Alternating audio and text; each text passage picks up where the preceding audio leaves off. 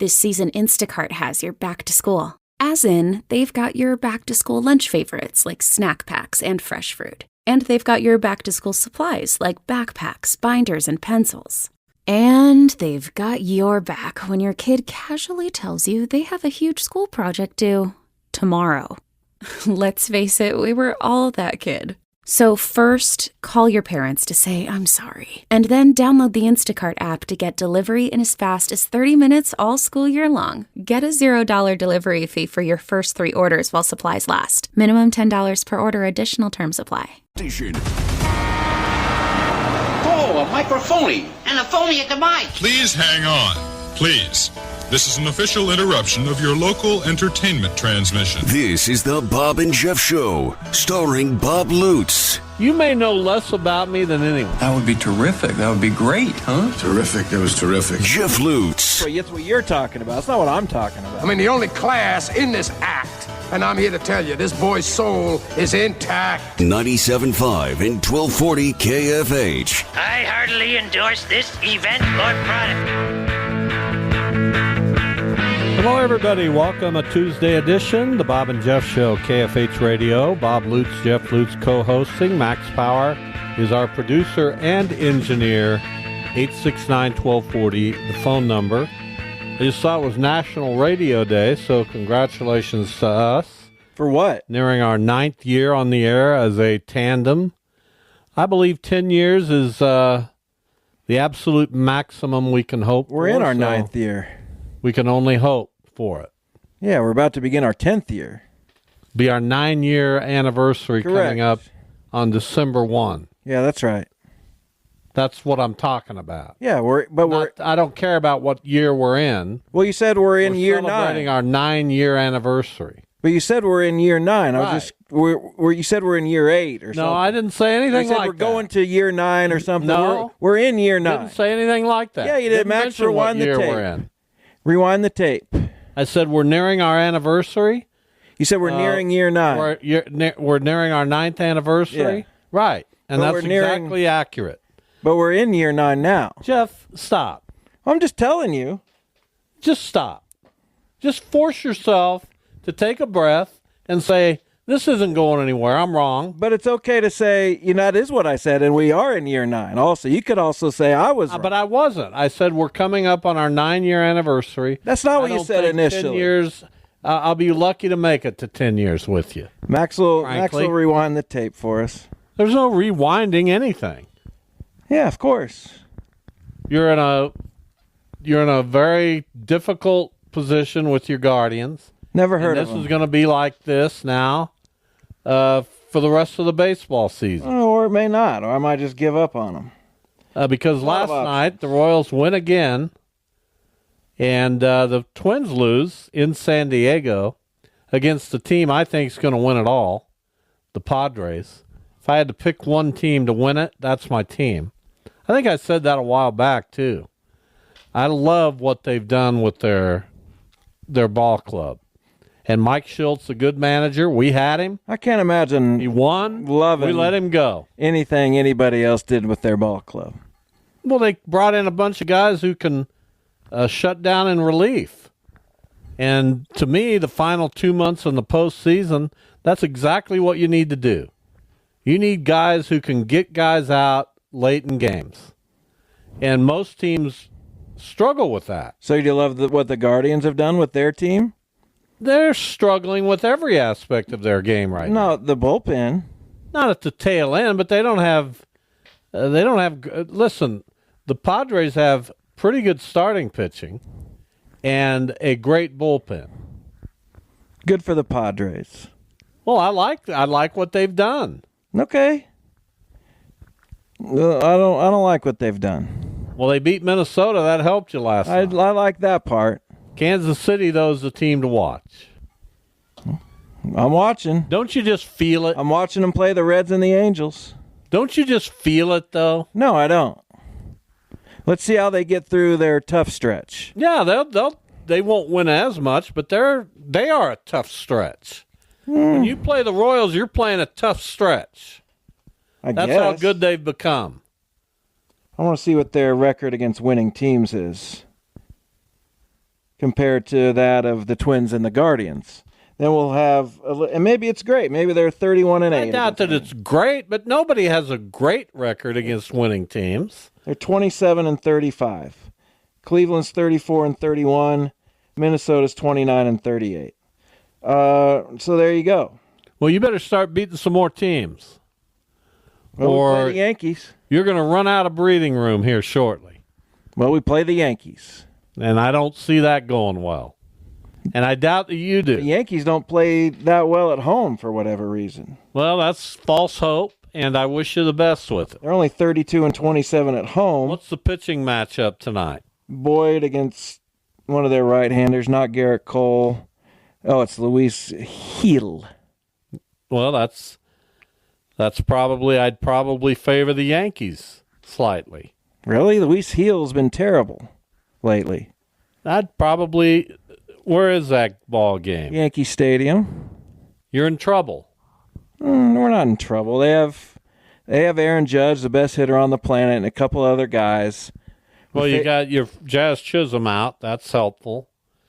Tomorrow, it's no pitching matchup listed. They have Cortez going. And then Thursday, afternoon ball game, Gavin Williams and Garrett Cole. Now, wish you luck. I hope something happens to improve your outlook. Well, I hope that happens today, and that would be a call-up of somebody.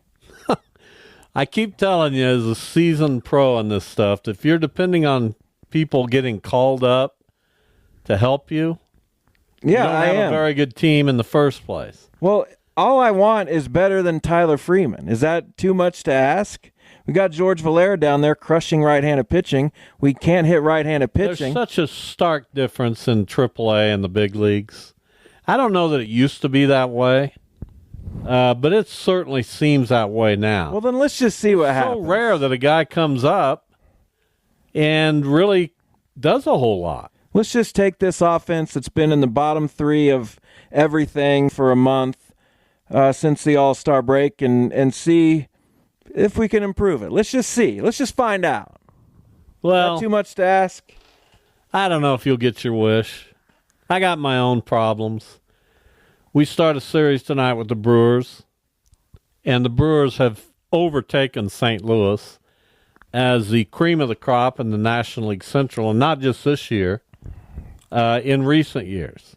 In fact, in the last 8 years, Milwaukee has spent far less and had far more success than the St. Louis Cardinals. Yeah, How does that happen? They've made better moves. How does that happen? I just told you.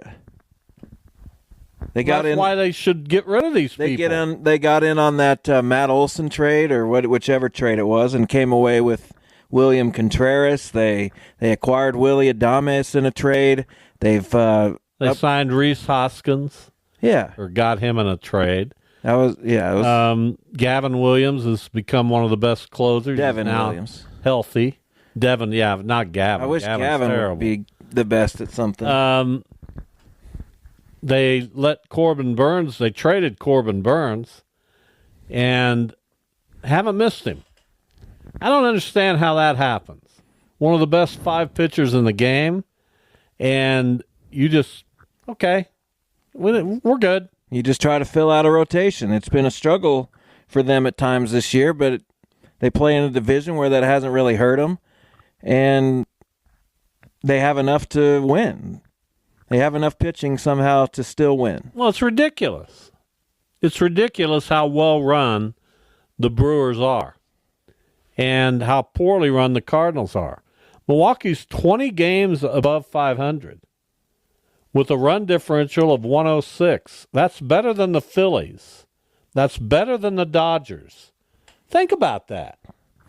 I get it. I mean, that's unbelievable.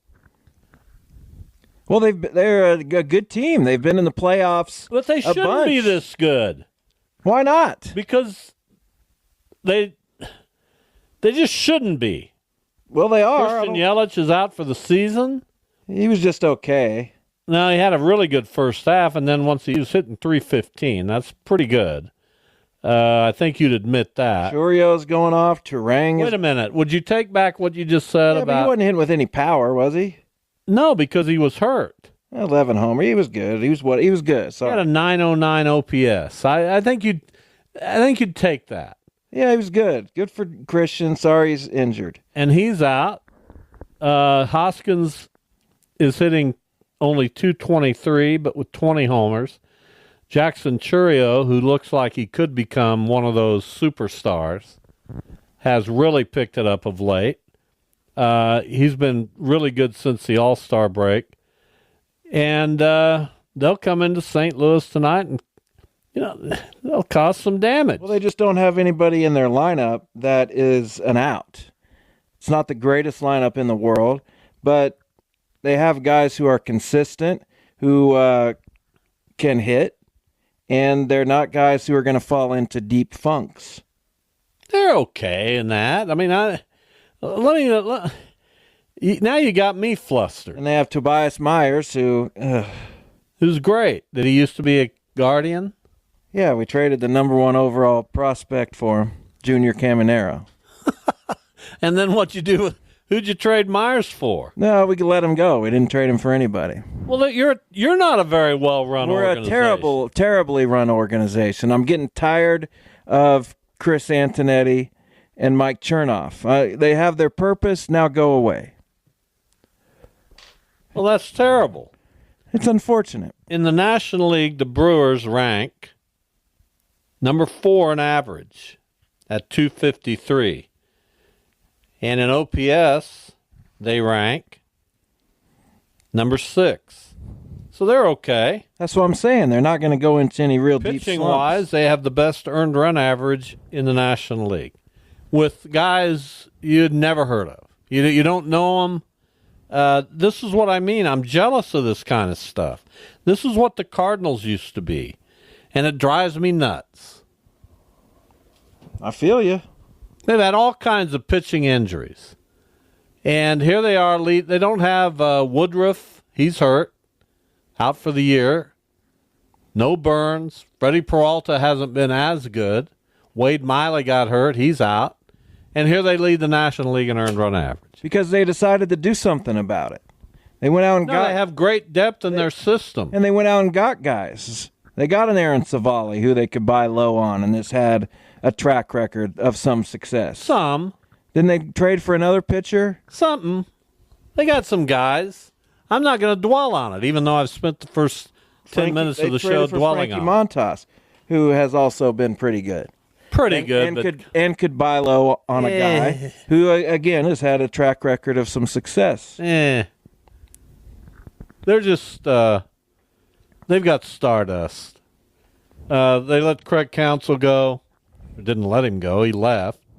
Everybody's thinking, well, that's the end of the Brewers. Their president and development guys, David Stearns, went to the Mets. That's the end of the Brewers. They just plugged somebody else in. A lot of good baseball. Murphy's been around forever. A lot of good baseball minds out there.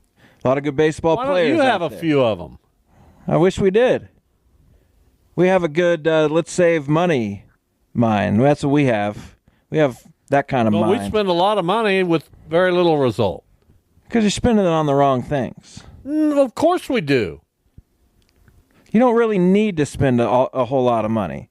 The Cardinals have been successful when they've had homegrown players. Well, let's grow some. And players that have come up through their system. They now have the 21st ranked farm system.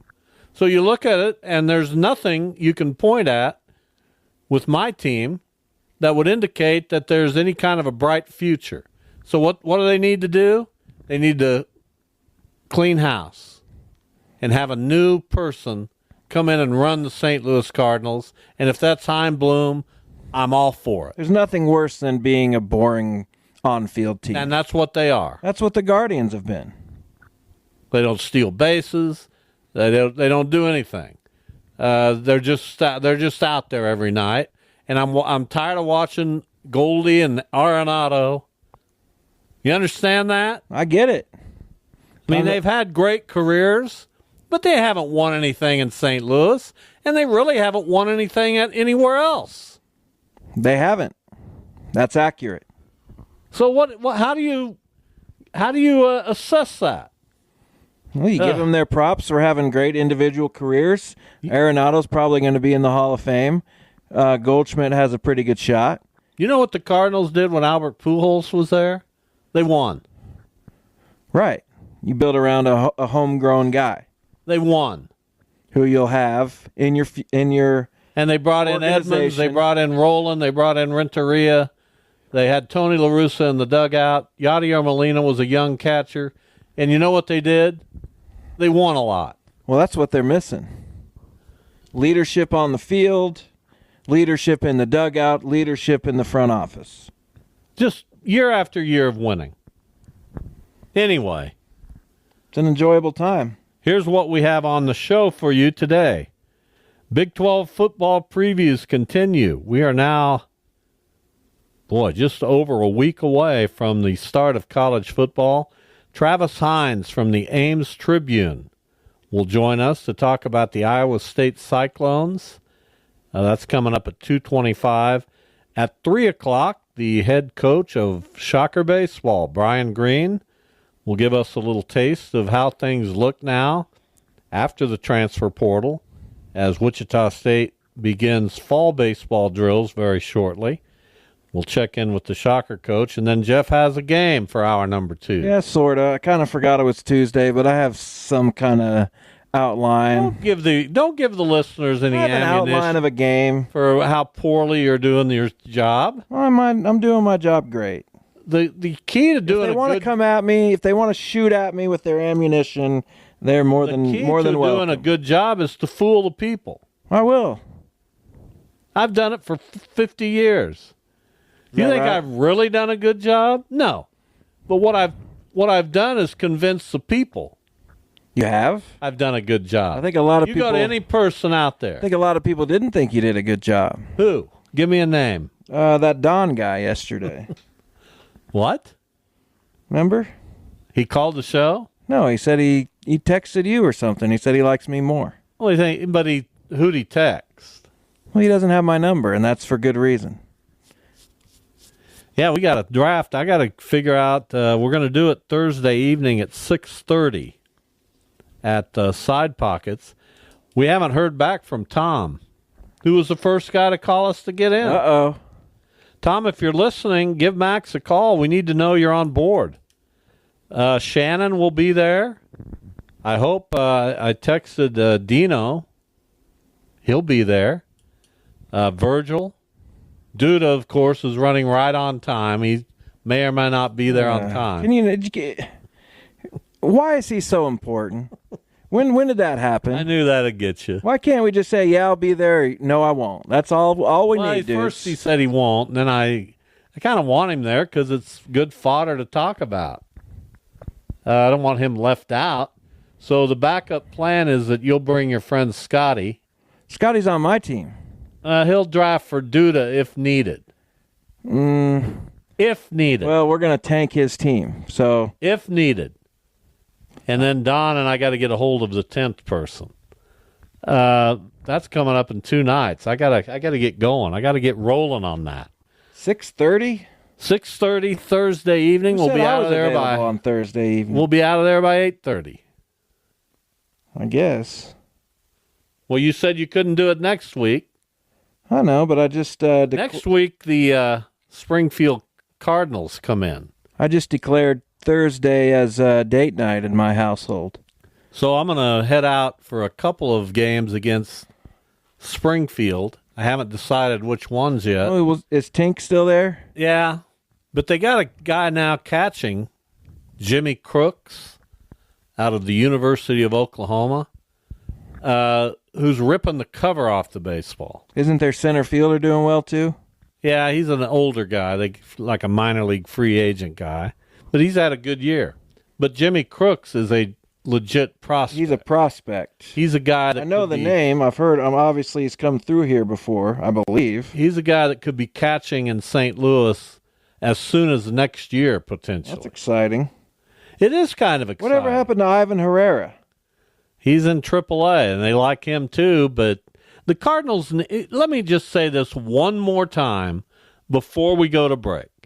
There's not an organization in baseball that needs a fresh start more than the St. Louis Cardinals. There's just not. Well, I hope they get it. And it's obvious to everyone. Obvious to everyone. If they don't fire this front office crew and start with somebody else, they won't sell Even a ticket. if it's a guy in the front office currently? They won't sell a ticket next year. I know you want to believe in Chaim Bloom, but he's there now. Yeah, but he's not in a power position. He's an advisor. That's why he's there. I think he would be a perfect guy because he knows pitching, and he's got a track record of developing young pitchers. Good luck. I'm hopeful. I'm hopeful. I don't know how many years I've got to enjoy the Cardinals. 20 or 30 at But least. I tell you what, I'm right there every day. Every day. Can't help myself. That's what good fans do. I'm an unbelievable fan. No, I am. Is Duda on this week at all? No. I'm Again? talking about me. Well, I just wanted to think about what he... I say the word well too much. I need to stop that. Continue. And you need to stop saying so before every question you ask on an interview. No, I think that's good. We'll be back. We'll talk with Travis Hines from the Ames Tribune. He's been covering Iowa State athletics for quite some time, and we'll get his thoughts on the Cyclones. Back in a minute.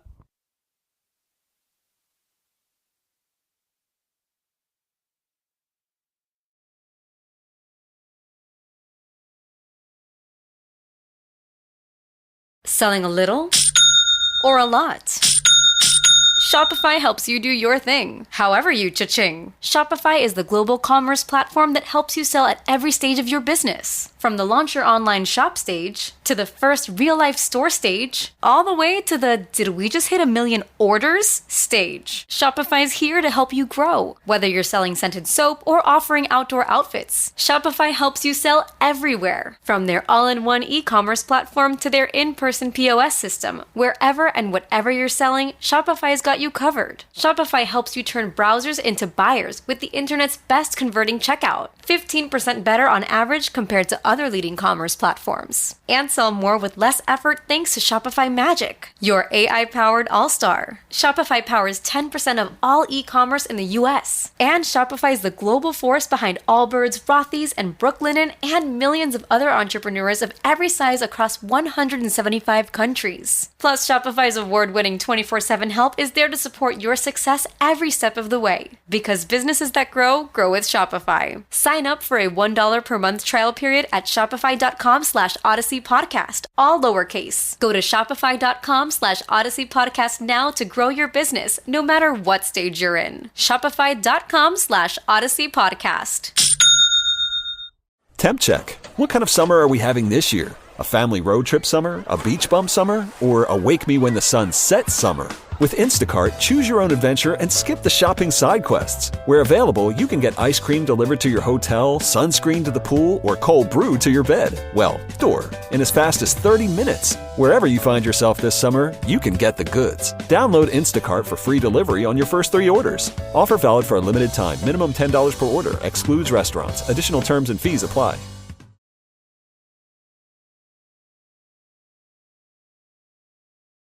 KFA. Here's Travis Hines from the Ames Tribune. We're going to talk some Iowa State football. Hello, Travis. Welcome. We are happy to have you on. How are you? I'm doing well. Thanks for having me on. You bet. So Matt Campbell, starting his 9th year, man, it just seems like time flies. He's obviously had very good success at Iowa State, but he hasn't had the ultimate success yet. Do you think that's on the horizon? What does Iowa State need to do to get to that winner's circle? Yeah, I think for them to be a Big 12 champion, a lot is going to have to go right for them this season. I think they certainly should be discussed as teams in the mix, because when you look at the team that went 7-6 and went to the Liberty Bowl last year, they bring everybody back on what was a really young team with tons of freshmen and sophomores playing for a program that was was absolutely thrown into a tizzy over the summer with the gambling probe that cost them 5 starters including their starting quarterback and running back about a month before the season started. So I do think there is a lot of reason for optimism, but when you look at what Iowa State has from a talent perspective relative to, say, Utah or Kansas State, I think they're probably maybe a tier below, a half tier below. And then you look at the schedule, though, it's pretty favorable for Iowa State that they're going to be able to put themselves in a position to get themselves into Arlington. I don't think they're a favorite to do that, but I think that they probably need to be discussed as one of the teams that could potentially get there in December. Yeah, everybody's schedule is different. It's hard to even, know who's playing who from a week-to-week basis, or even, beginning of the season having any individual teams' schedule memorized. But what do you think wins the Big 12 this year? Is it 8 wins? Is it we've talked about so many teams that are right there in that mix. Does that mean it's parity? Does that mean it's mediocrity? Does that mean it's a lot of quality at the top? How do you kind of assess all that? Yeah, it's really difficult, especially with how new the league is just in terms of the membership. Not only the 4 teams from the Pac-12, but the 4 teams from last year. It's only year 2. This is not a league that's well familiarized itself with the new members. So I think it's really hard to have a great idea here in the middle of August. But I do think there is a lot of parity. Now, whether that parity, beyond maybe the top 1 or 2 teams is mediocre or above average, I think that's one of the things we're going to have to see unfold throughout the season, because I think you look at the Big 12 and Utah obviously is the favorite. Kansas State is right there. But it's not like anyone is looking at either of those 2 teams or the other teams ranked in the top 25 as juggernauts. And I think you could have a surprise, and you could have where the Big 12 eats its own. And it makes it really hard to get a second team into the CFP, and it makes it where those teams playing in the conference championship game in December might have a couple losses apiece, because I do think it's going to be hard for probably more than one team in the league to really separate itself, just because of the parity, really from, 3 to 10 or 11 or 12, depending on how you want to look at it. Travis Hines with us from the Ames Tribune. We're previewing Iowa State football. Rocco Becht was unbelievable last year. Freshman of the year in the conference, broke all kinds of school records there at Iowa State. Tell us about him, and no sophomore slump, right? This is the real deal. Yeah, he's had an interesting career at Iowa State. His true freshman year, he was the 3rd-string quarterback behind a walk-on until about halfway through the year, and was slated to be the backup again last season until Hunter Deckers was implicated as part of this gambling probe, and he left the team. That was in August, and Deckers went all the way through spring practice as the starter. Rocco Becht didn't get any of those snaps, and so was really thrown into the fire early last year. Actually split snaps in the opener with a true freshman, J.J. Cole, before taking over the job in week 2. They lose at Ohio in week 3, to where it feels like, man, he's got a tenuous hold on that job, and really took off from there, where the Iowa State offense finally found its rhythm. He found, I think, some poise and some confidence that propelled him to being that freshman of the year on the offensive side in the Big 12. And everything you've heard from the coaching staff and his teammates this offseason is that he's been a guy dedicated and poised on improvement, and they're expecting big things from him this year. And I think, given what he did last year and everything you're hearing about what he did over the summer, I think there's a reason for a lot of optimism about what Rocco Becht can do in 2024. What is Iowa State's place in this, new college athletics landscape? We know they have a good overall athletic program. We know their basketball and football teams have been good to very good over the past 10 years or so. But, do they have a lot of NIL money? Do they have a lot of recruiting attractions that way? They didn't dip too heavily into the transfer portal this year. So where exactly does Iowa State fit in the bigger picture? Yeah, I think it's probably a little tenuous. I mean, obviously, Iowa State does not have among the bigger budgets in the Big 12 and certainly nationally. And I think in the traditional Big 12, they usually rank near the bottom, both in terms of overall budget and its fundraising dollars. And so I think this new world of college athletics is potentially difficult for them, but I think it's going to be difficult for a lot of people. And the difficulties that exist going forward for Iowa State are really the same difficulties that have always existed for them. And as you mentioned, the last 10, 15, 20 years has seen, pretty high-level success judged historically for Iowa State. So whatever the obstacles are going forward are not all that difficult or different than what they've been. And it's just, can they continue to overcome them, or at least overcome them frequently enough to keep the dollars flowing and some wins coming? Travis Hines, our guest. We're talking Iowa State football. You mentioned the schedule being favorable, and looking at it, there's a road test in week 2 in Iowa City against Iowa. So that's always a fun test. But when when Iowa State starts conference play, it's Houston, Baylor, West Virginia, Central Florida, Texas Tech. You'd like to think that the Cyclones could really have a glitzy record coming out of those games. And then you've got KU, Utah, and Kansas State among the final 4 opponents. So always interesting to look at these schedules now that they're unbalanced. Yeah, I think you look at Iowa State's schedule, and that Iowa game is obviously tricky, and Matt Campbell's only beaten Iowa once in 7 tries at Iowa State. But when you look at the Big 12, you mentioned that early stretch there where they could really get through there unscathed, maybe one loss with that game, I think, at West Virginia is going to be tricky. And then you look at the back half where that Kansas game should be tough for them.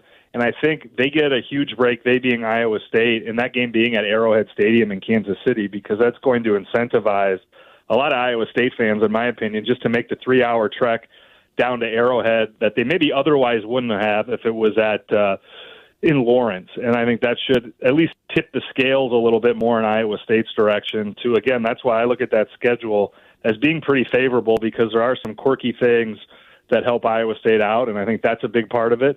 And then you look at the back, that last 2 weeks of the schedule, you're at Utah and then Kansas State at home on November 30th.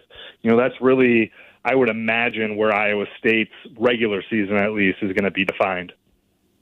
And then you talk about having a big crowd go to Arrowhead. I just want to mention that the Iowa State fan base has always been a remarkable one, just an incredibly supportive. Do you guys take that for granted up in Ames, or are you still kind of like, wow, these people really like Iowa State? Yeah, I've always said that you should never underestimate Iowa State fans' ability to show up for stuff, because they're always there. You see it in Kansas City every March for the Big 12 tournament. You see it at almost every bowl destination that the Iowa State football team has made in the last 10 or 15 years. And certainly I don't think it gets taken for granted.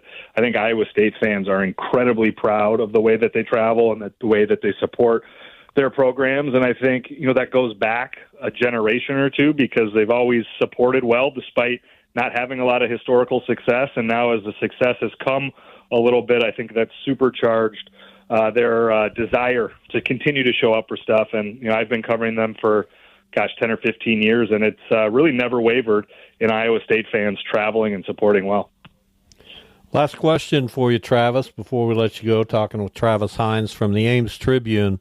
So this is kind of exciting with the new teams coming in for the second year in a row in the Big 12. It's kind of an infusion of excitement and some unknown. Are we going to be as excited about this in 5 or 10 years? Does the Big 12 have football staying power?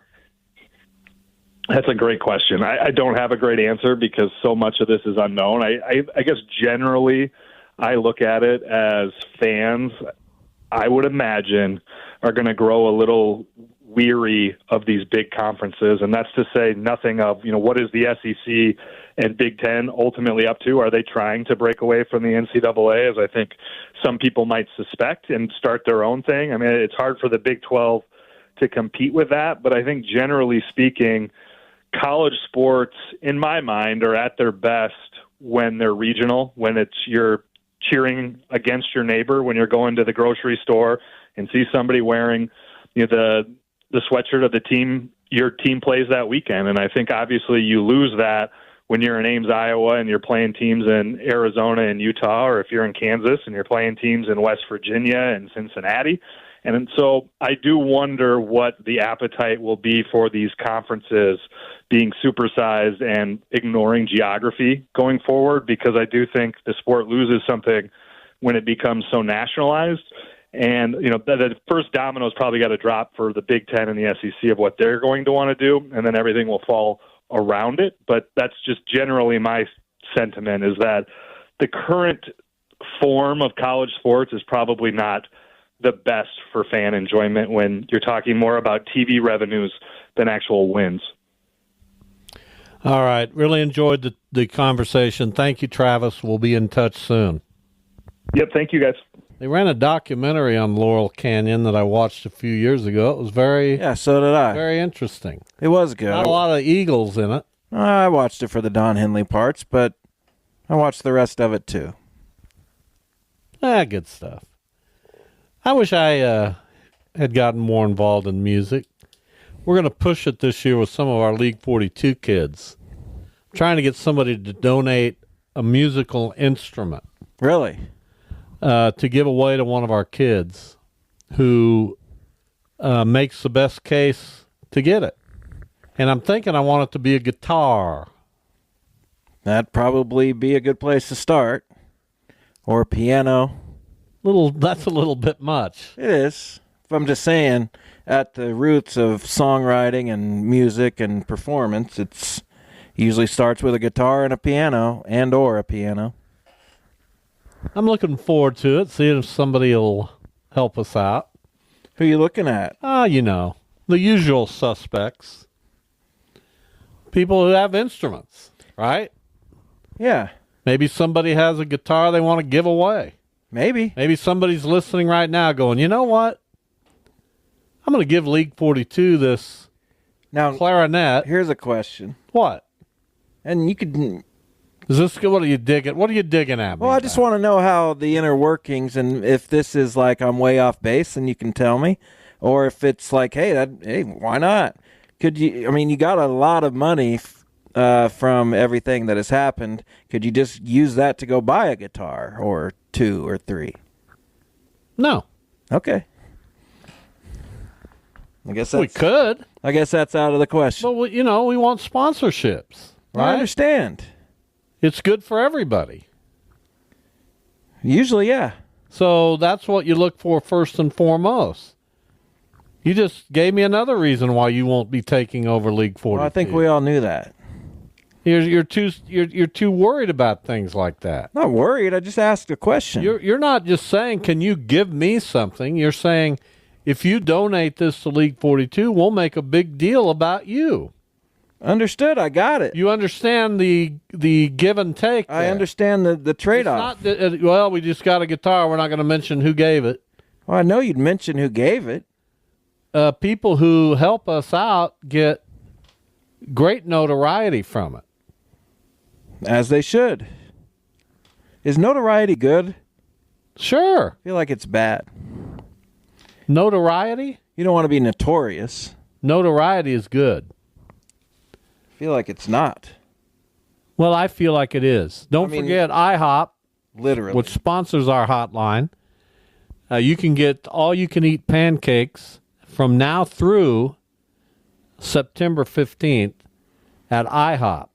I understand that the IHOP out on Maple and Ridge, right, they're expanding that. Really? I read that in Denise Neal's column. It's about time. When are we having Denise back on the program? Soon. No, don't worry about it. I'll get that taken care of. Not worried about it. Just ask. I'll handle it. You always think I'm worried about things. I'm not. I know how you are. You worry. I'm not much of a worrier. You worry a ton. About what? Jeff, I've known you your whole life. But what do I worry about? You worry about everything. Like what? Your cats, your I don't worry about family, your job, your... Not really. How you stand in the world, whether you're succeeding on this show. No. How people perceive you. Not at all. Everything. None of that going on. Of course there is. I don't worry. Now, you may try to hide it. How do you hide worry? Well, you just try to hide it. I don't think so. But everybody worries. I don't worry that much. I try to discourage others from worrying. Like who? Everybody. I worry about health-related stuff. That's what I worry about. Well, yeah, you don't like that. No, I hate it. Well, you better get on the ball because at some point you're going to be going through some of it.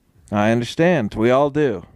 Catches up to every one of us. Well, you can take precautions, but only for so long. Right. Eventually, you'll be in a health crisis. Could be. Thanks for letting me know. That's good stuff. Well, I do let you know. I don't want you to worry about it. There'll be a day when you'll have a crisis.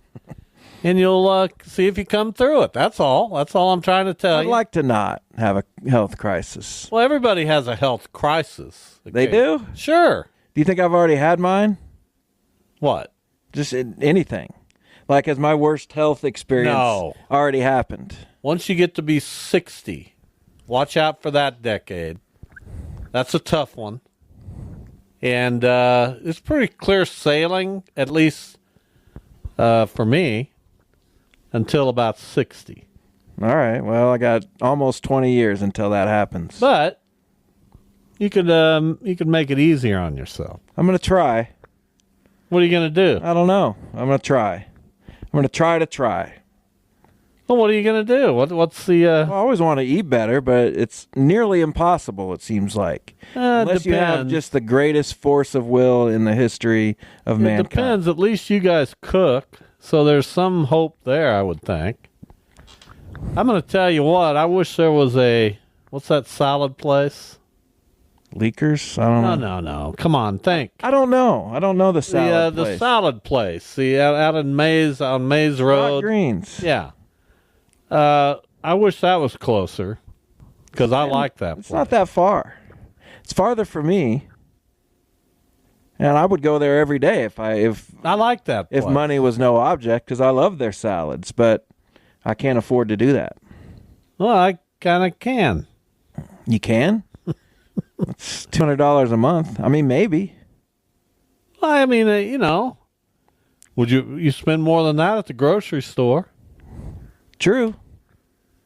Spend more than that on the food we eat for dinner. They have a salad with some barbecue chicken, and it's really, really good.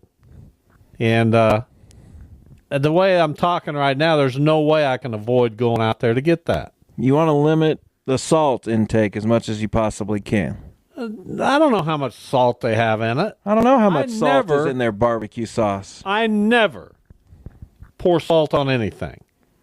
I haven't used a salt shaker in 20 years. That's because every food now is so salty that who needs it? Well, some of that probably. But I've never, I just don't use salt. At least extra salt. I typically don't either. I pour pepper on everything. A lot of the recipes we use call for salt and pepper.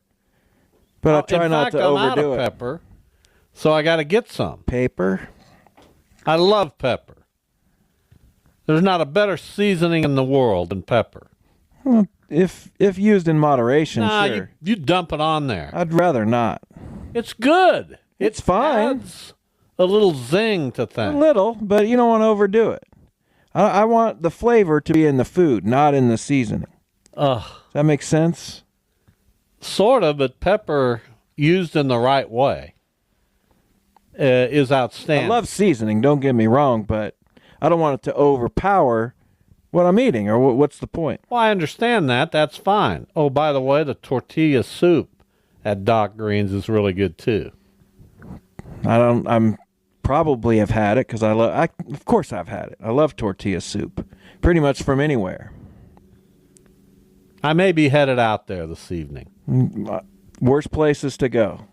Guardians, by the way, are hitting Will Brennan cleanup tonight. Don't care. No one. That's the state of that organization. I don't care if anyone cares. No one cares. Don't care. I've got the microphone. And no, I'm telling you turn off more people. I can air my grievances if I want to. You turn off more people. I don't care. Now I gotta. And no, I don't. Wow. I'd love to donate a guitar. Who's that from? Well, I'll tell you in a minute. Is it a guy who has guitars that are worth donating? Wow. Good for him. I thought we'd give that person notoriety, quote unquote. Well, I do, but I don't know if he wants his name mentioned. All right. By the way, notoriety is bad. He's a coach in League 42 and has a recognizable name. So it's going to be up to him. And I appreciate him listening to this show. Me too. Thank you. Mm-hmm. You'll tell me off the air, I'm sure. I may or may not. You may or may not. I'm very loyal to those who don't want their name out there. Did he say he didn't want his name out there? He hasn't said. He said, I'd love to donate a guitar. I started taking lessons myself last year at the age of... You could tell us his age. That's not going to give anything away. I don't want to risk anything. There's no risk to an age. And I admire this man. You remember when I, during the pandemic, borrowed a guitar? Yeah, did nothing. You know where it sat for most of that? Right over on that wall over there. Didn't do a thing with it. I actually had it down here, and I was trying for a little bit. But my fingers don't seem to work. I think maybe a little bit longer is what you needed, not just a little bit. Should have done that when I was 10. My parents, and I should have had you do something other than the violin. No kidding. But you didn't do well with the violin, and I said to myself at the time, there's no reason to give this guy any more opportunity. I've always wanted a drummer. I'm going to shut it down. Drummer, and you should have got me into the drums. Now I'm 41 as a just average at best drummer. It's just sad. Too bad. We will take a break. When we come back, we'll talk with Brian Green. He is the head baseball coach at Wichita State. Curious what the Shockers look like after the transfer portal. I can't keep up anymore, so Brian will give us some insight. That's next. Thanks for listening, everyone. The Bob and Jeff Show, KFH. Radio you can touch. Showtime. Are you ready? I'm ready. Are you ready? This is the Bob and Jeff Show, starring Bob Lutz. Now you feel good because Max, who has a sense of humor of a pie. Who threw those pies? Who threw those pies? Oh, I threw the pies. Either I'm losing it, my grasp on humor. I mean, I don't know, man. Jeff Lutz. Just be honest. The Downtown Athletic Club has no idea what you're doing. They don't know you exist. Hey, listen. There's a phone call for you. 97.5 and 1240 KFH. No logic, no reason, no explanation. Just a prolonged nightmare. Are you ready? Let's go! All right, welcome back. Hour number 2, the Bob and Jeff Show, KFH Radio. Bob Lutz, Jeff Lutz, co-hosting, Max Power producing, engineering. We have a guest here at the top of hour number 2, Brian Green, entering his second year now as Wichita State baseball coach. We'll get him here shortly. Yeah, we're going to have a guest, we hope. Take over. Anything that can get me off Twitter for the next 20 minutes. Why? What have you been looking at? We're apoplectic. Oh, Jeff. Well, you got to just roll with the punches. It's embarrassing. What'd you do? Will Brennan is batting cleanup. Who cares? In Yankee Stadium. He's a left-handed hitter. Got the short port. No power. Well, maybe this will ignite him. I want to cry. I really do. You never know. I want to shed tears. What the Cardinals have done today should be criminal. Openly. Well, what have they done today? They sent Jordan Walker down a week after calling him up and not playing him very much. The Cardinals are going to... John Mozeliak should be fired today. These people don't know what the hell they're doing. They seriously don't. I feel you. What's the owner doing? Is the owner now so old that he just doesn't know? I mean, Bill DeWitt's an old man. Come on, Bill. Snap out of it. It's like they think we don't notice as fans that How old is Bill they're DeWitt? inept. I don't know. I mean, let's give him... Doesn't he have nephews and sons he's going to pass? I mean, a son, Bill DeWitt III, but... 82. The Guardians are never going to be free of the Dolan family, it seems, although that's coming relatively soon. I am so envious right now of the Royals because they are doing it right, and it's pretty amazing, really. I'm not really envious. I don't need to watch Michael Wacha pitch. But see, it's getting to you. I would like some excitement. I can feel it. It's getting to you. It really is. And it's only going to get worse. It's not getting to me. It has permeated my soul. I am a broken man as I sit before you today. Just sitting, making sure that Coach Green was settled in here for 3 o'clock today. That's the communication I had with their media relations guy, Denning Gehrig. So either we've forgotten or we've said, and this is always a possibility, we've said this show isn't worth my time. I don't want to be on it. That's very possible. When that starts to happen, we're in trouble. Nah. We can provide plenty of material on our own. No, I don't have enough material. I need some guests to put me back in my reporter mode.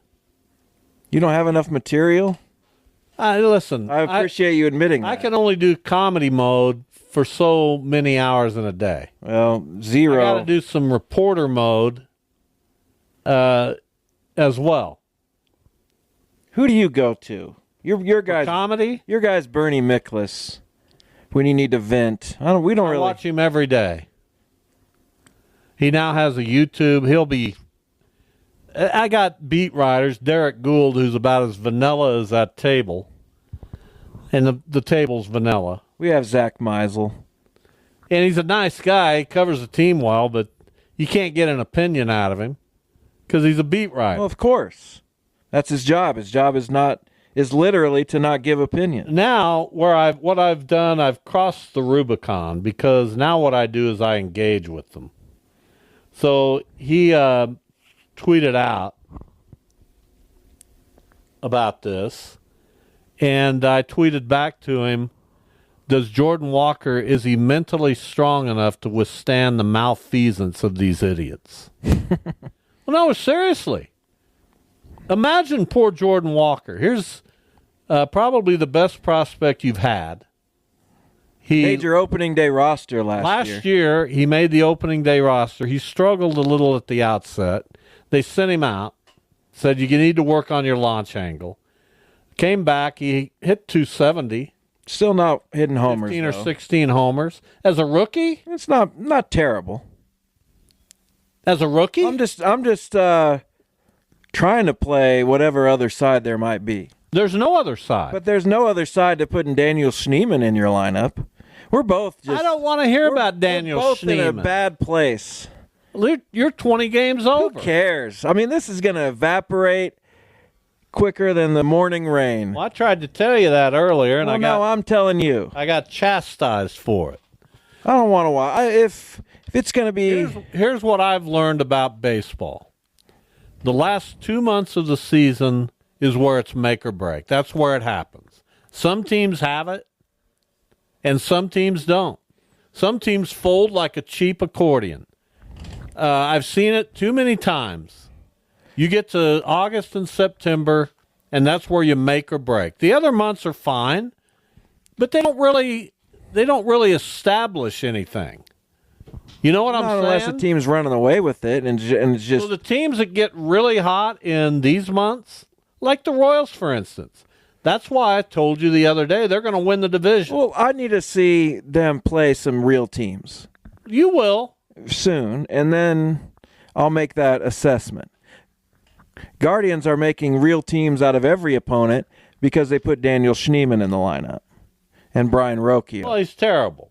And you're terrible for liking him. I am. And you should have picked a better team. Is there still time to do that? I'll tell you, the Padres. No. Not going to go to the... Well, maybe. The Padres are somewhat likable. A little.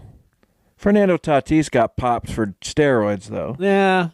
Not that we don't forgive him. They play in my favorite city in the country. Although I've never been to a game there. You're not going to stay up till midnight to watch him. No, I'm not. Nor am I. So it's got to be the Mets. I might as well put myself through I don't like the Mets. Misery. I've had too many rivalry things with them in the 80s. I don't dislike the Mets. Do you know how intense that was? I'm a Mets fan. Do you understand? Tonight I'm watching the Mets. No, you're not. Yes, I am. Do you understand how intense it was between the Cardinals and Mets in the 80s? When they were in the same division. Those were the two. And they were battling it out.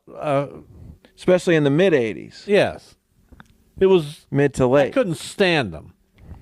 I remember being in Jackson, Tennessee. At that time, they were playing for the championship. When was this? In the Texas League. What year, approximately? I don't know. The 80s. Where was I? Was I born? I don't know. You were somewhere. I left you in a crib somewhere and told somebody to look in on you. I don't remember what happened. Somebody looked in on you, I hope. Well, probably my mother. Well, I don't know what happened. Where's Brian Green? I thought you enjoyed the banter. I do. But now I'm getting unnerved. Don't worry about Brian Green. Okay. I thought you didn't worry. I don't. I'm not worried. I'm unnerved. But anyway, I was in Jackson, Tennessee, and the Cardinals were playing the Mets in a late season big series, September, and the Wichita Pilots at that time. So it was either 86 or 87, because those were the only 2 years of the Pilots. The Jackson team was I think it was 86 because Roberto Alomar was on that team. Have I been wrong this whole time? And so I'm playing, they're playing Jackson. Hold on. And I'm so glued into... Can I just ask you a question? I'm so glued into the Cardinals and Mets. I'm going to leave. That I couldn't... Can I ask you a question, please? I was a wreck. So the Jackson Generals, that was Tennessee? No, Jackson, Mississippi. You said you were in Jackson, Tennessee. No, I didn't say that. I said Jackson, Mississippi. No, you did not. I was in Jackson, Mississippi. That's not what you said, sir. And we were there forever because it kept raining. So these games get rained out, and they play the next day, and that gets rained out. We must have been in Jackson for 2 weeks. Were they the Jackson Mets at one point? Not 2 weeks, but you know what I'm saying. I wasn't listening. And the Pilots ended up winning the Texas League Championship. Exciting stuff. I have to look back on that. That was a fun time in my life. Was it? I'm going to quiz you, I think. Well, this is just unacceptable for the coach to... Well, he's certainly out there recruiting. Well, here's what we'd like to have happen. Okay. When we confirm a guest, we want that guest to be with us. It's tough booking guests for this show. It's not easy. You can't go to the well too often. You got to think of people who may be new to the show. Like with these Big 12 previews. You think that's been easy? Absolutely not. No, be honest. Quit. Look at my eyes. I'm quizzing you. What's the quiz? It's Texas I thought League. we were going to play a game here in a little bit. We are. Let's not start the game. This isn't the game. Have that be part of the game. It's not. Texas what? Texas League nicknames. Oh. I'll kill this. Can you name any team out of Albuquerque? There were 2. Well, Dukes and Isotopes. Yeah, I'm talking about Texas League. It was Isotopes are AAA, right? Albuquerque Dodgers was the other one. What about Amarillo? Sky Sox. Close. I'll give it to you. Sod Poodles. Yeah, they were the Gold Sox. But gold sucks. Well, they were never in the Texas League when I covered the Texas League. Amarillo wasn't. Right. So why are you, and neither was Albuquerque. But what about how many El Paso teams can you name? Diablos. Yeah, that one's easy.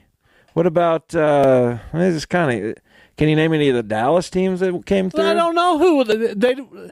Dallas didn't have a Texas League team. They had 7. Not when I was covering them. 8, 9. Stars? No, they were the Eagles, Giants, Griffins, Mariners, Rangers, Rebels, Steers, Submarines. I don't care about all that. Spurs. Ask about the teams I covered. Well, that's easy. Jackson. Generals. And then they became the Mets. I think it was the other way around. Whatever they were. They were the Mets and the Generals. What about Midland?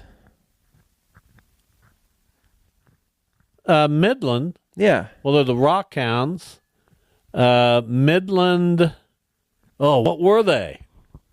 It was a fairly normal name. Yeah, because that's the team they were affiliated with. The Midland Angels. Yes, and they were the Midland Cubs for a little while. San Antonio's had a bunch of teams. Missions. Do you know any others? No. Do you know what Round Rock was when they were in the Texas? Express. They're now in AAA. Shreveport Captains. What are they now? I don't know. They're not in affiliated baseball. Swamp Dragons at one point? Whatever. Tulsa. I mean, this is all pretty easy. Tulsa Drillers. How about a Wichita Witches shirt today? Tulsa was something different back in their AAA days. And I can't remember what they were. Oilers. Yeah, Tulsa Oilers. Yeah, of course. All right, there you go. Is that it? Yeah, pretty much. Well, that was okay. That wasn't the game, though. That was just a little quick quiz. That was okay. I thought there'd be all right more historical stuff. We will take a break. We don't need to take a break right now. Yeah, we'll come back and play the game. The game's not that We'll play the game when we come back. The Bob and Jeff Show is here on KFH. Word from Denning Gehrig. Not getting a response from Coach. Not sure what the issue is. I apologize for this. That's all right. It's not on you, Denning. It's all right, Den. Den, I'm going to tell you right now. You get it done. That's why we go to you. You see a lot of people named Gehrig, and I know his name isn't spelled the same. You get that first name from baseball fans. You don't meet a lot of people with the last name Gehrig. We'll be back. You get it. Selling a little or a lot? Shopify helps you do your thing, however you cha-ching. Shopify is the global commerce platform that helps you sell at every stage of your business. From the launch your online shop stage, to the first real-life store stage, all the way to the did we just hit 1 million orders stage. Shopify's here to help you grow. Whether you're selling scented soap or offering outdoor outfits, Shopify helps you sell everywhere. From their all-in-one e-commerce platform to their in-person POS system, wherever and whatever you're selling, Shopify's got you covered. Shopify helps you turn browsers into buyers with the internet's best converting checkout. 15% better on average compared to other leading commerce platforms. And sell more with less effort thanks to Shopify Magic, your AI-powered all-star. Shopify powers 10% of all e-commerce in the US. And Shopify is the global force behind Allbirds, Rothy's, and Brooklinen, and millions of other entrepreneurs of every size across 175 countries. Plus, Shopify's award-winning 24/7 help is there to support your success every step of the way. Because businesses that grow, grow with Shopify. Sign up for a $1 per month trial period at shopify.com/Odyssey Podcast, all lowercase. Go to shopify.com/Odyssey Podcast now to grow your business, no matter what stage you're in. Shopify.com/Odyssey Podcast. This season, Instacart has your back to school. As in, they've got your back to school lunch favorites like snack packs and fresh fruit. And they've got your back to school supplies like backpacks, binders, and pencils. And they've got your back when your kid casually tells you they have a huge school project due tomorrow. Let's face it, we were all that kid. So first, call your parents to say, I'm sorry. And then download the Instacart app to get delivery in as fast as 30 minutes all school year long. Get a $0 delivery fee for your first 3 orders while supplies last. Minimum $10 per order. Additional terms apply.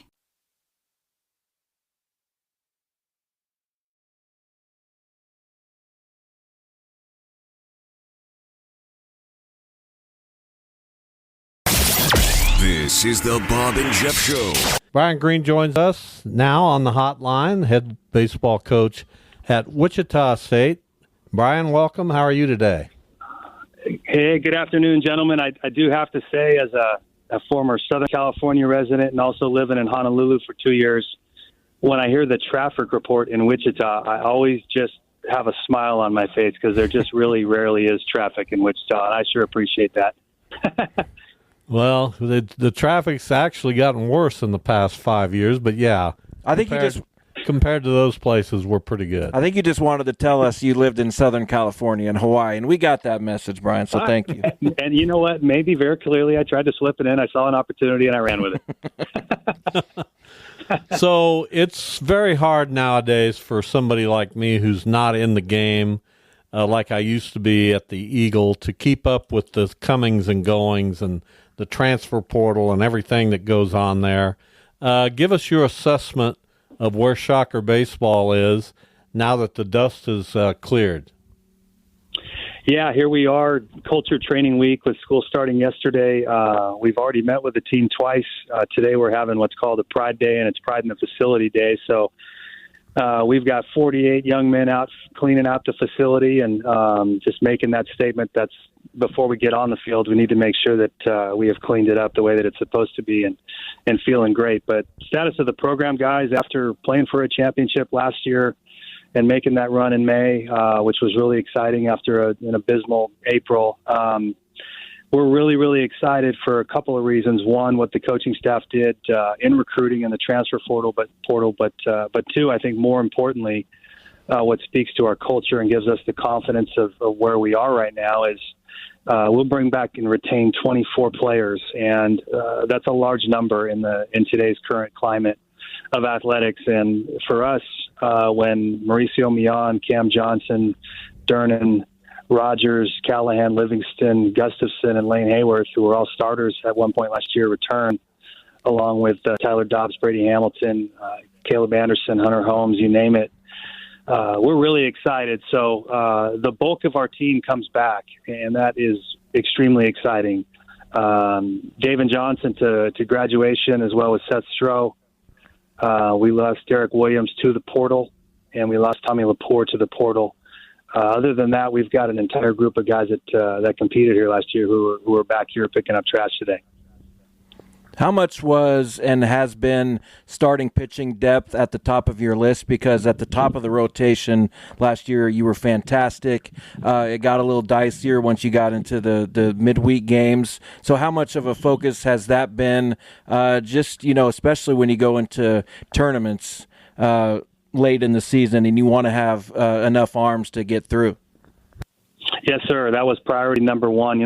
We had a couple of immediate goals that we wanted to hammer, and we needed to get through the portal to see where we were going to be from a retention standpoint. But from a pitching standpoint, feeling like you're 3, if not 4 arms short last year, particularly with the balance of left and right and be able to match up and extend our matchup.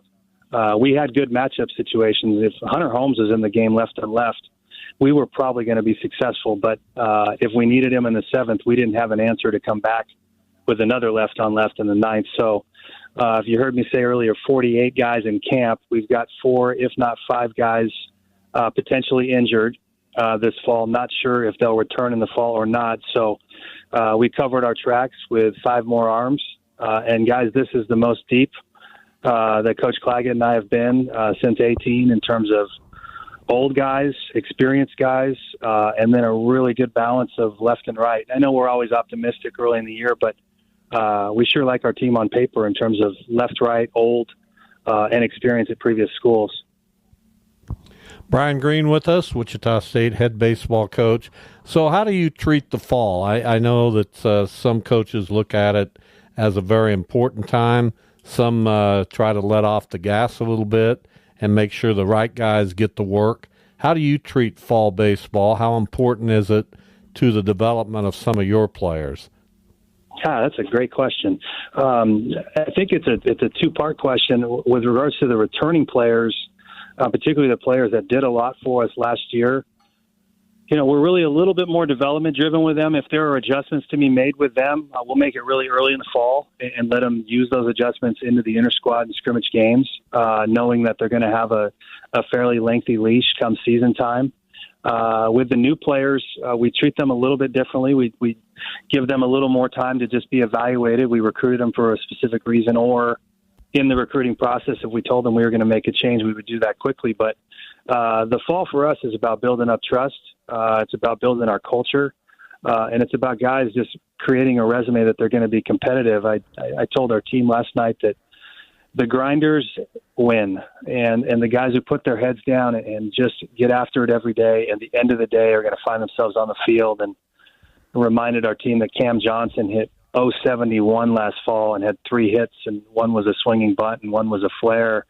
But he just kept his head down and kept playing, and next thing you know, he hits 330 as a freshman and makes the all-freshman team. And Lane Hayworth didn't even play until essentially mid-March. So we're really just trying to build a resume. The players are. This is what we're instructing them to do, is just how competitive are you, because that's going to build up our trust. Obviously, they've got to have some skills, but we're really just trying to get a beat on who can handle adversity, who can be consistent workers, and who can show enough of stuff for us to project. Because at the end of the fall, we'll still have to make some adjustments or some recommendations on, if somebody goes to a junior college or if we're going to redshirt somebody. But we do, guys. It comes fast. I mean, come November 1, we would like to feel like we feel who our 40 are, and we'd like to feel like we know who those 5 and 6 starters are as we go into the offseason. So you didn't lose much to the transfer portal, as you mentioned. You lost a couple big pieces, and I'm just curious, in general, if it's. Do you take that personally at all? I mean, I feel like I probably would. Is it tough to not get disillusioned when you put in work and help guys develop and make sure they go to class and everything like that, and they leave? How do you turn the page from something like that? Well, I just, we remind ourselves that at the end of the day, we are a business. And, with what NIL has done, and more importantly, what the transfer portal has done, and the current climate of just, if you don't get what you want, kick over to the next place, and then the grass is always greener. I think we went into it last year knowing that we were just going to lose some really good players. And I think guys at the end of year one, with the high amount of retention that we had, we feel pretty good about what we're doing. But, yeah, I think it's impossible to not take it personal, particularly with those players that come in and you develop them. You watch them kind of screw around in the classroom, and the next thing you know, they're on the honor roll, and you see their demeanor change, and maybe it's pitch development or swing development. But I just do think at the end of the day, that's a part of the business that we're in, and if we do a good job with our culture, the percentages will stay more in our favor than not. But it's a part of the business, and I think it's really important for us here in our program that, with culture being as important as it is and the relationships that we want to have with our players, just year in and year out, we're going to try to do the best job that we can of having an awesome locker room experience, and then know on the front end that we're going to probably lose somebody that we really care about, and probably will disagree with their decision. They're going to go somewhere else, and that's just the business that we're in, unfortunately. Brian Green with us, Wichita State head baseball coach. So with NIL, the transfer portal, and now the increase in the number of scholarships you can offer, how does that all mix together? What do you do with these added scholarship money? Does that mean more full rides? Does that mean more players involved in getting some assistance? How's that all going to shake out? Yeah, pretty crazy new passage of laws in Congress right now, and now waiting for the NC2A to come in and be specific with how it's going to run. But with regards to baseball, with a 40-man roster and currently 32 scholarship slots, if you had some COVID waivers and extra players, but on 11.7 scholarships over those numbers, now being allowed and adjusted to 34. So where we are in a climate is a waiting period. So 34 is the number for baseball next year. And what the coaches are waiting on across the country is that 34 number going to be when school starts? Is that your roster cap? Or are we going to a hard 34 roster cap when your season starts? Either way, guys, we're waiting for those answers as it impacts what we do at the break with these kids. It impacts how many kids you sign in the fall period. And for me personally, I know it's around the corner very fast, but I would like to just operate under the assumption that we're going to just play the game as to what it is right now. And as soon as we make that change, we'll make our adjustments just so we're not caught off-handed. What is something that really worked for you maybe last year that, I don't know, maybe you hadn't necessarily gone with in your coaching style, or what was different about Wichita State? Because you got so close to getting to the postseason. I imagine you'll probably want to do a lot of the same things you did last year to get to the postseason. But what did you learn? What was different about the experience overall compared to other places you've been? And another awesome question. That was what we discussed just the other day. Last week, we went off grid and we told our players on the 12th, 13th, and 14th, the coaches won't be available. And we took our retreat out at Flint Hills National in one of the lodges and closed our phones off and hunkered down. And those are the questions that we asked ourselves, just in terms of, let's start with what went well. Because, so many times, as we all know as coaches, your memory is stuck on maybe the 10th inning the entire summer, or the bad 6th inning in the tournament, or maybe a little bit of April, and that can just dominate our thoughts. But so we really were specific with it. And to answer your question, guys, it was the culture piece is always important to me, but we went all in on that, more so than I've ever gone in, and I think more so than any of our coaches had gone in. So when we got to November last year, there were a lot of parts of the game that we hadn't covered, that we went into essentially a crash course on, like skill development for the infielders or short game fundamentals. We worked on it, but it was very broad. And we went all in on locker room and culture. And we did it because we had 35 new players. And we honestly, genuinely thought the only way we're going to be able to be competitive was to, recruit a physical group of hitters. Maybe not athletic and aren't going to be able to steal a lot of bases, but if we can be strong and hit doubles and drive some walks or get some on-base percentage, that's one way to win.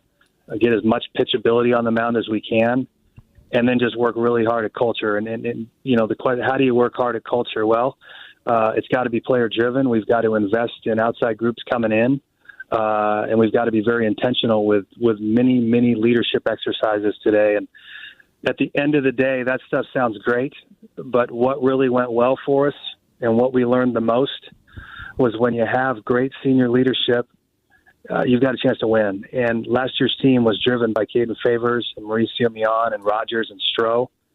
And with that, what do we learn and what do we need to maintain?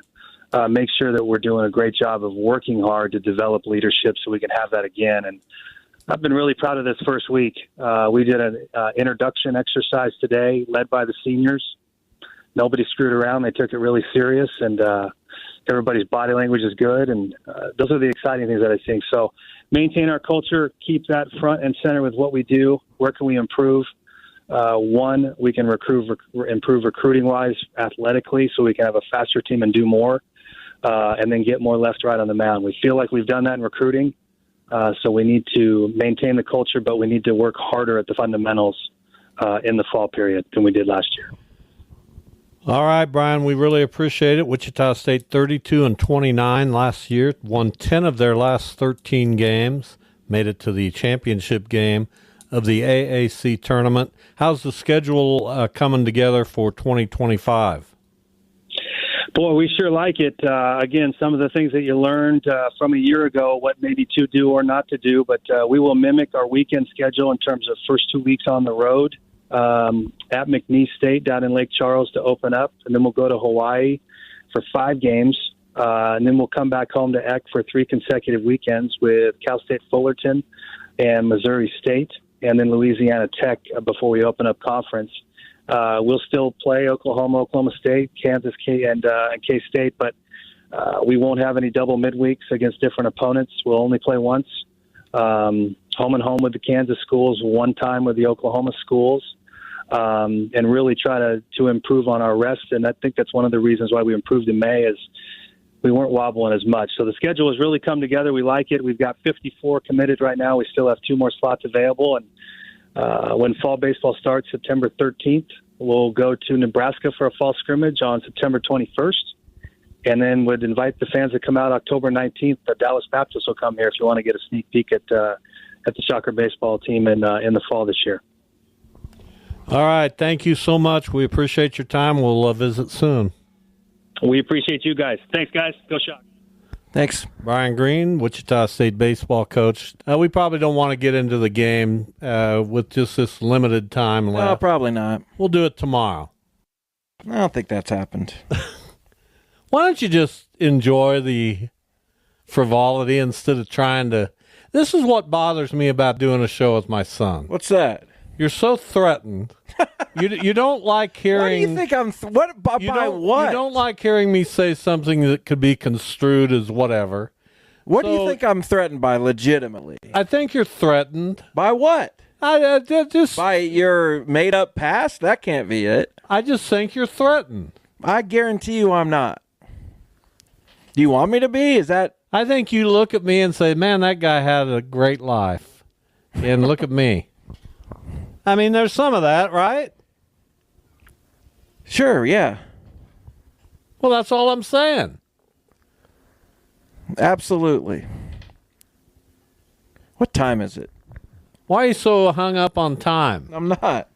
We've got a good 9 minutes left in this show. I can't wait. What are we going to fill them with? I don't know what we're going to do. I'm looking forward to football getting here. It seems like with football, you can always have a topic, right? We're in that kind of that prelim. Yeah, that's what people want, I guess. There's Misty coming downstairs. That's sweet. We're in that, but you tell me no one cares about the Guardians, and I tell you nobody cares about the Cardinals. But if we talked about the Seahawks, somehow people care? Is that... It's a national sport. I get it. It's a national sport. But do people really care about the Seahawks? They care because it's a national sport. So when we're talking Guardians or Cardinals, and if you talk Guardians in Cleveland, you got a hit. If you talk Cardinals in St. Louis, that's all they're talking about today. They can't stop talking about it. You don't think they talk St. Louis Battlehawks football? No, not very much. Not when these clowns are running the team. And in Kansas I'm going to get City, a St. Louis Battlehawks. In Kansas City, they're talking Royals. Now, we could get on here an hour a day and talk about the Royals every day. I would rather put a pin, a sewing needle through my eye. We'd all pay to see that. Because I don't think that's interesting. But that's me. I think you talk about the Royals because they're having an incredible year. Out of nowhere. I can't emphasize enough how impressed I am. Nobody, outside of maybe me, thought this was going to happen. I think there was a show in the winter where I said, and you agree, right? You remember that. But you remember it. I don't know, and I don't... Honestly, but you remember it. Be honest with us. I don't. Be honest with the You don't audience. remember it. I don't remember it. I kind of do remember. You say that stuff every year to tweak me, and that's fine. No, I don't. Yeah, you do. I'm sure you said it last winter, too. No. The previous I saw winter. what the Royals were doing, and I said they'll be better. But I didn't think this. I'm not going to claim that. Although I may have said, watch out. I'm not watching out. I don't care. You've got 7 games left against the Royals. Hope we lose them all. Really? That's where you are? Kinda. Really? This team doesn't... What a terrible Chris fan. Antonetti doesn't deserve to send a team into the playoffs and have his legacy fulfilled or enhanced. No. What a terrible fan you are. You are a terrible fan. I'm one of the worst, but give me something. Well, that's what I'm saying. Give what if me they something. What if they will go 6-1 against the Royals the rest What of if the way? they tried to win the World Series? What if they actually said they got together in December and said, made some moves. You know, we got Schneemann, got Boyd and Cobb and Lane Thomas. Those were all. No, but I'm talking about trying to win. Sometimes the moves don't pan out. Lane Thomas is not going to win. You know, they weren't a Lane Thomas away from real success. Here's what they expected from Lane Thomas. He's going to come in and he's going to crush left-handed pitching. He's going to have an on-base percentage of 330. He's going to have some power. He's been atrocious. This isn't what they thought. And that's not... Well, that's because they're hitting him second against right-handers a lot. But he hits second. I mean, this guy's got some talent. He's not just a scrub. He's just been cold since he got and misused by an inept organization.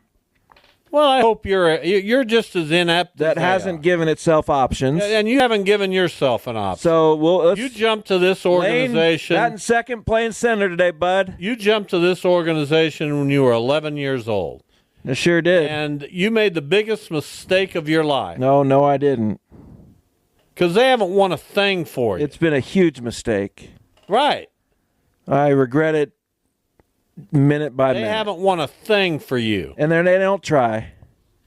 They don't say, you know what our fans deserve after 78 years? I would honestly bet that they don't win a World Series in your lifetime. Don't care. They don't deserve it. And I'll be watching from wherever I am. Nah. And I won't. I don't know if you can. I don't know what you can do from those places. I don't know if I can haunt I don't know. I've heard of haunted things. Well, can you haunt Daniel Schneeman's bat? I've heard of ghosts. Some people say they're real. What I will do every season, okay, the last day of every season, starting in 15 years, I hope I got, we don't want it to happen too soon. That doesn't seem the last day of every season, I will come down come up from where I don't know how it works. Well, it'll be coming up. But I'll come into wherever you are if you and feel like scare the hell out of you. No, you won't. With a little giggle that says, "You lost again," and you'll be terrified. No, I don't care. It ruins my night because now I'm not going to watch this atrocious excuse for Who a do they team. play? The Yankees. Oh, they'll get so killed. how do I feel this time now? I'm not doing it. I'm not supporting a team. Oh, you'll watch. And an organization that puts this on the field for me. You'll watch. No, you can't help yourself. I will not. Because there's nothing else to watch. I'll find something. I'll watch some of the Cardinals tonight, especially the pregame, so I can listen to these homers talk about how good they are. I want to go to St. Louis. I want to go up into the booth, and I want to punch Chip Carey. Do it. No, seriously. You know who you wouldn't want to punch? Rick Manning. He calls it like it is. Thank goodness. And Jim Edmonds does to a certain degree. Rick Manning does not care. Brad Thompson's the most milquetoast guy in the history of baseball. Al Hrabosky, on the days he knows where he is pretty good. He's on the show before. Al, I forgive me for that statement. Al's great. He's the Mad Hungarian. I love Al Hrabosky. Number 39. Sure. Well, again, there you go. Not looking. You are. No, I'm not. You want to know, is he right? Was Al Hrabosky number 39? You know it. You know he was. You don't even need to look. I don't, and I won't. I refuse. The Mad Hungarian. Football. I'm ready for football. Give me a break. I like football. And I'm looking forward. I like football too, but they don't go through it. They go through it. Fans go through it, but they don't go through it as often. No, they don't. They get their pretzels and their beer. They don't really have. No. They go through it. It's not as intense. Although every game counts for more. So if you lose a few, but the Chiefs showed last year, as long as you get in, you can go on the road. They went on the road and won everything. Right, well, they won one home game, but yeah. with not an excellent team. But they were excellent when they needed to be. Of course. And this year they're going to be excellent right out of the chute. It's possible. That's my prediction. I think they'll have the same kind of year. Even though they have Baltimore and Cincinnati to open the season. Both at home, both at Arrowhead. That'll be fun. Tough. All right, thanks for listening, everyone. We have come to the end. We appreciate all of you, and we'll be back tomorrow. See you then. Trying to figure out what to eat for dinner yet again? With Knorr sides and bouillon as your not-so-secret ingredient, you can skip the drive-thru and do dinner at home. Knorr Taste Combos provide a menu of delicious, affordable, and well-balanced meals that you can prepare in 30 minutes or less. Visit Knorr.com to get quick and easy recipe ideas for your home-cooked weeknight dinners.